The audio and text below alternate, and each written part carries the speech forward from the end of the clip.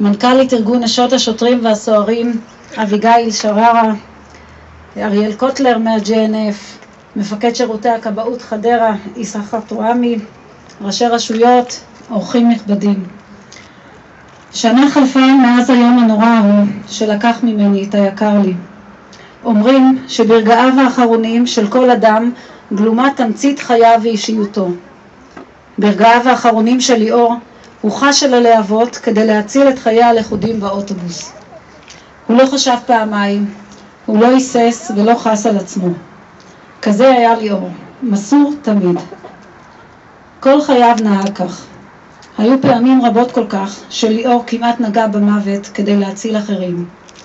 ורק בפעם הזאת, באחד האסונות הגדולים ביותר שידעה מדינת ישראל, המוות ניצח. והכאב האישי שלנו הוא נחלתם של רבים. ליאור היה מפקד נערץ ומודל לחיקוי. הוא ראה במשטרה שליחות, ולפקודיו נתן הרגשה של אבא. אנשים אהבו אותו, את יושרו, טוב ליבו וגבורתו. הוא תמיד היה הראשון לעזור לכל אדם, ואנחנו מאוד גאים, לא רק בדרך בה הלך מאיתנו, אלא בכל דרך חייו.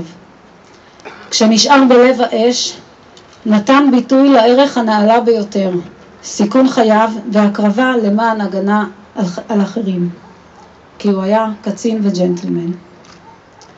אנו עומדים כאן היום, כשהכרת התודה והכרת הטוב שעשה ליאור מקבלת ביטוי מופלא בצורת קריאת רחוב על שמו.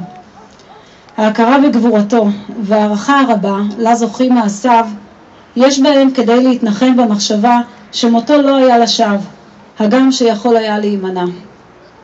כולנו יודעים שליאור ייצג את מה שיפה בארץ הזו.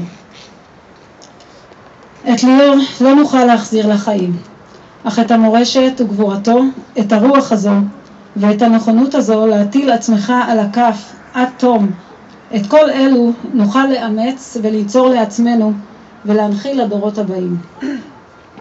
אני מבקשת להודות לראש עיריית חדרה, חיים אביטן, על הכבוד שהחליט לחלוק לליאור.